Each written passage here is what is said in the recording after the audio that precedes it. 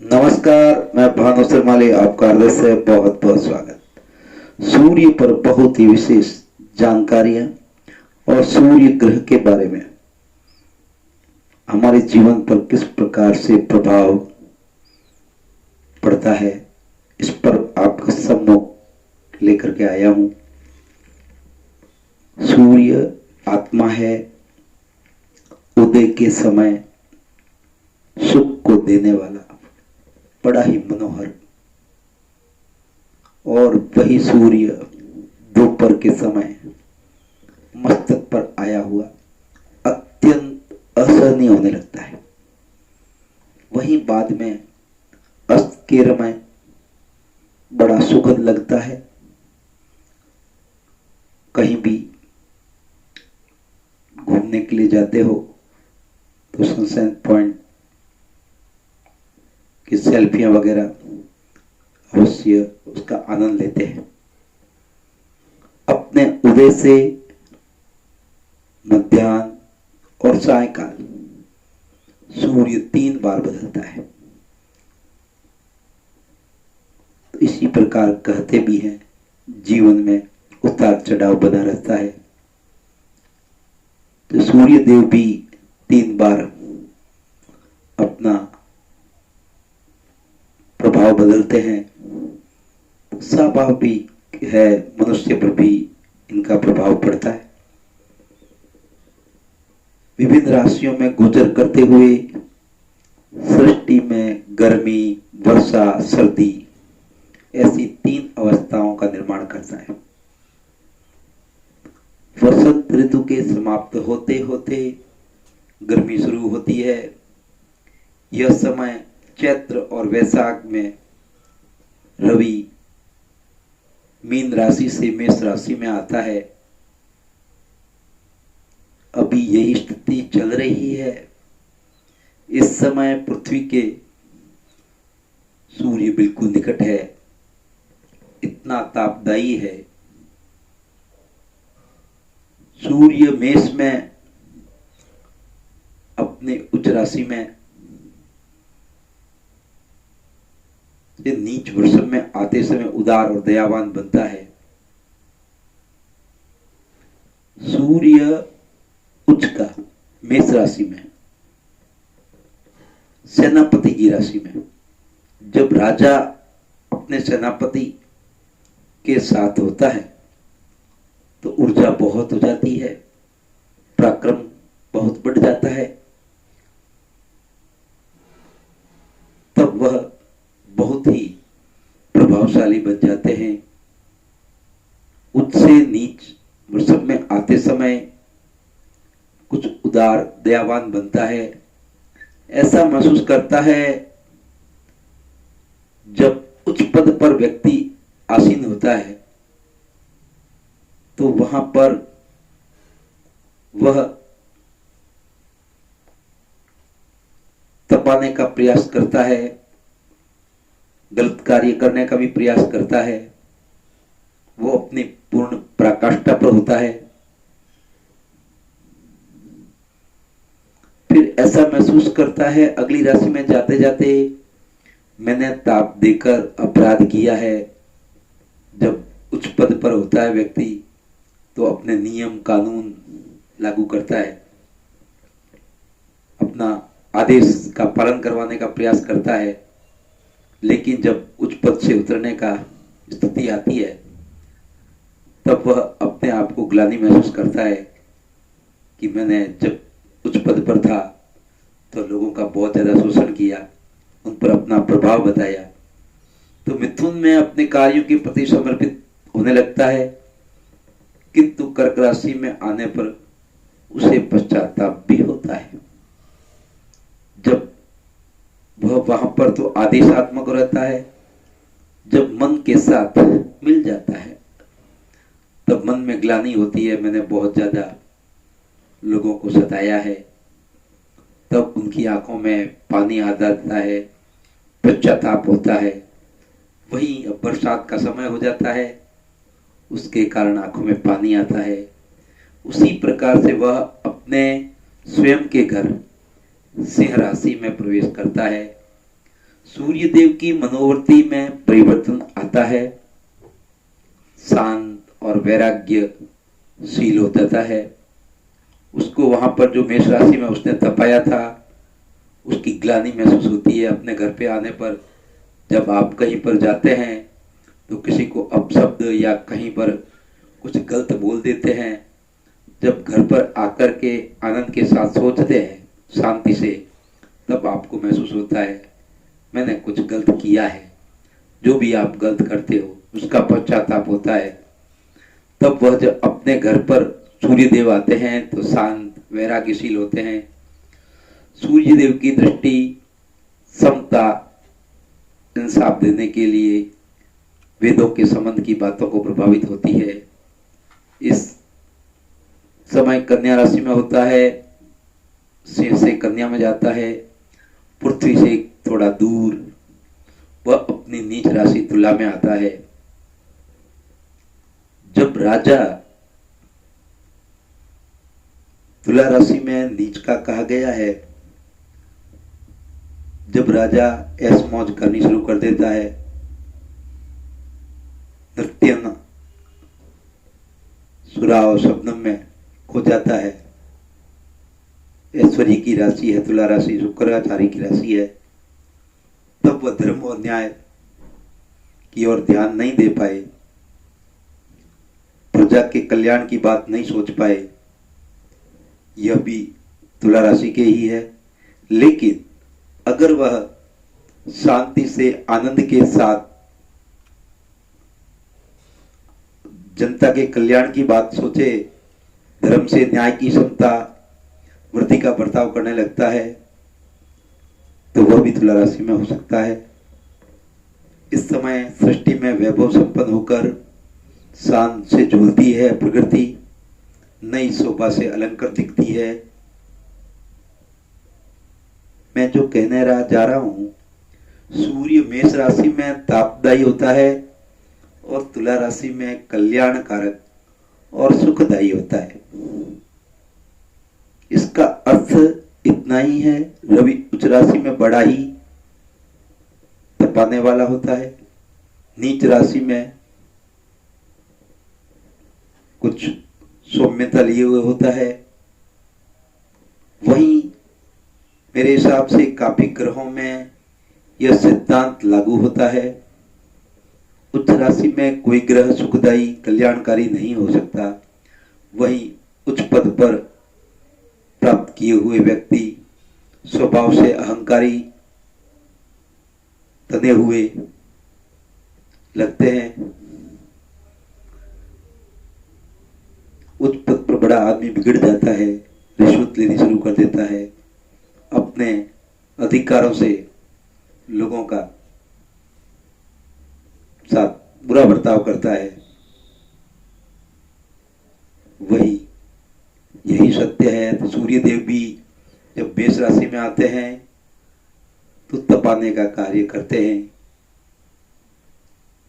वैसे सूर्य की किरणों से रोग भी दूर होते हैं, यह सभी को अनुभव सिद्ध है। इसलिए सूर्य देव को आरोग्य के दाता भी कहते हैं। चंद्र मन का कारक है। चंद्र को रवि से प्रकाश मिलता है, मन को शुद्ध करके मार्ग पर लाने का कार्य वेग रूपे हृदय परमात्मा करता है। पिता पराक्रम, लोगों के प्रति कार शक्ति, आत्म कल्याण आदि विषयों पर सूर्य से विचार किया जाता है। सूर्य अच्छा होने पर लेक्चरर, अध्यापक, प्रभावशाली अध्यापक, धनु और तुला राशि में सूर्य कानून के जानकार, स्थान बली हो तो कानून के पंडित भी बना देता है। वहीं वृश्चिक राशि का सूर्य सर्जन, डॉक्टर बनता है, क्योंकि सूर्य खुद भी आत्मविश्वास है और उसके साथ सेनापति की राशि में वृश्चिक राशि में आ जाए तो साहस गौरव बहुत हो जाता है। जिससे ऑपरेशन वगैरह करने में वह डॉक्टर घबराता नहीं। इन दोनों का बलवान होना सर्जन डॉक्टर के लिए बहुत ही श्रेष्ठ परिणाम प्राप्त होते हैं। मेष राशि का सूर्य तांबा माणिक ऊनी कपड़े, और वृषभ राशि का सूर्य हो जाए तो दवाइयां, पशु, घास।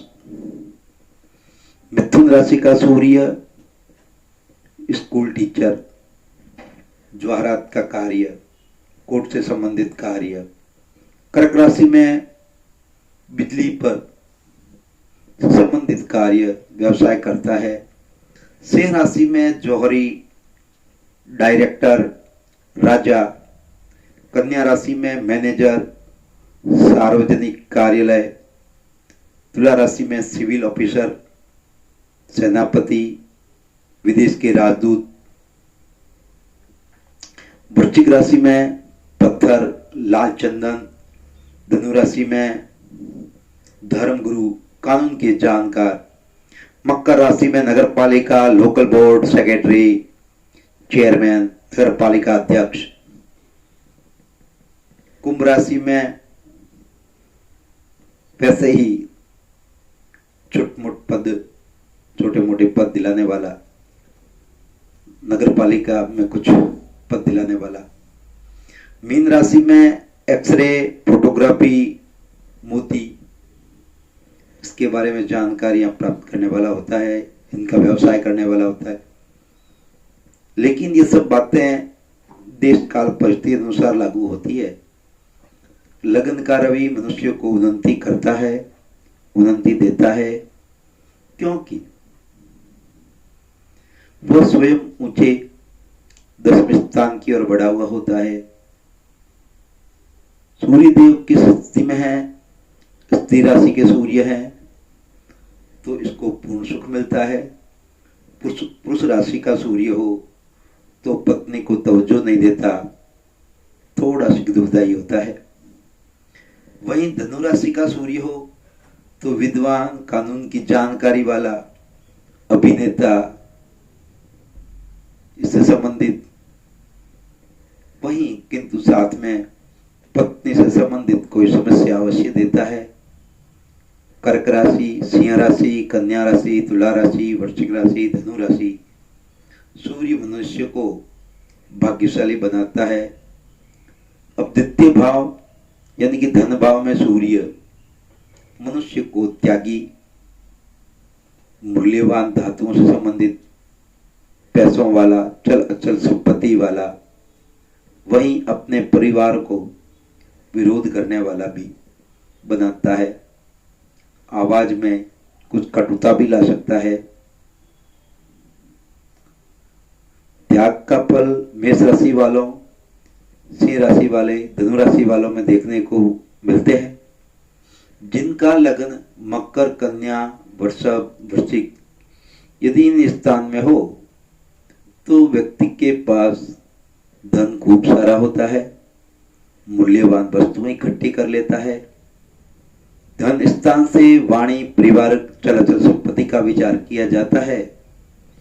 तो वृषभ राशि, कन्या राशि या मकर राशि में सूर्य हो तो व्यक्ति की वाणी कुछ कटु बना देता है, वहीं धन भी इकट्ठा नहीं करने देता और संपत्ति में कुछ विवाद भी उत्पन्न कर लेता है और संपत्ति को त्याग करने की भावना भी उत्पन्न करवा देता है।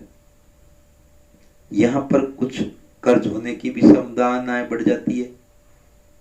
अगर धनेश बलवान हो, वक्री, अस्तगत, पापी ग्रह से युक्त ना हो तो काफी हद तक इच्छाएं पूरी कर लेता है। अब सूर्य के बारे में कुछ विशेष और जानकारियां। सूर्य मेष लगन में सूर्य पंचम भाव का स्वामी होने के कारण शुभ और फलदायी होता है। सूर्य मेष राशि में होने से उसका सर्वोच्च कीर्तिमान, समाज में कीर्ति की पताका फहराती है। परोपकारी, स्वतंत्र विचारों वाला, स्वास्थ्य अच्छा रहता है। साधारण परिवार में जन्म लेकर भी उच्च पद को प्राप्त कर लेता है। दिमाग की कुछ समस्याएं दे सकता है, बड़ा उच्च अधिकारी हो सकता है, लाल बत्ती का हकदार भी बना देता है। प्रशासनिक अधिकारी, उच्च पद प्राप्त करने वाला,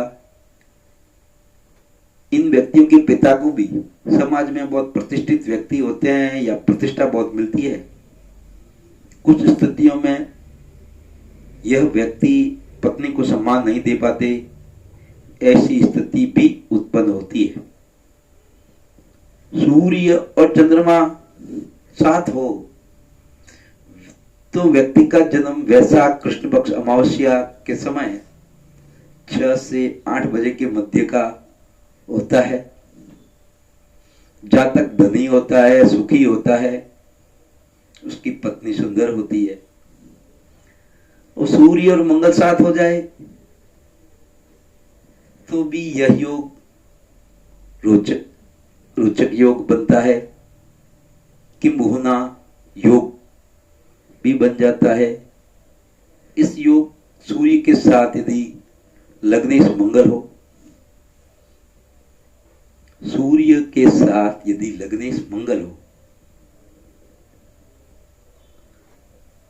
तो सेनापति के साथ जब राजा होगा तो जातक राजा जैसा विधायक, सांसद, मंत्री, जस्ट राजनीतिज्ञ, ये युति प्रबल राजयोग का निर्माण करती है, कारक है। सूर्य के साथ बुध हो जाए तो बुध आदित्य योग बन जाता है।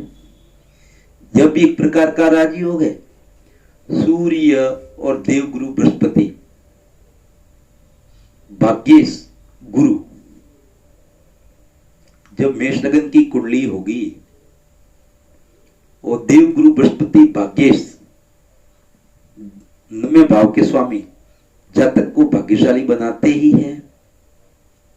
लेकिन भाग्योदय प्रथम संतान के बाद होती है। यही सूर्य और शुक्र की युति हो जाए तो ऐसे जातक की पत्नी सुंदर होती है, लेकिन स्वभाव बड़ा ही तेज होता है। सूर्य और शनि की युति हो जाए तो नीच भंग राजयोग बन जाता है।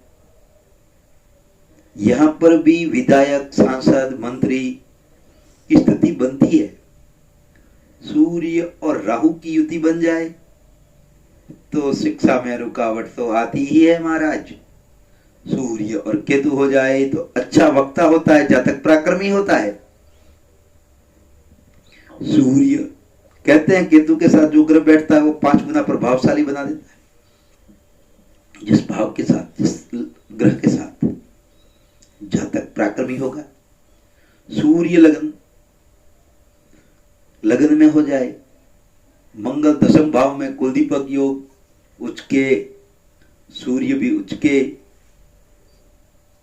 और देवगुरु बृहस्पति 4थे भाव में भाग्य के स्वामी, तो अवश्य ही उच्च अधिकारी बनाते ही है महाराज।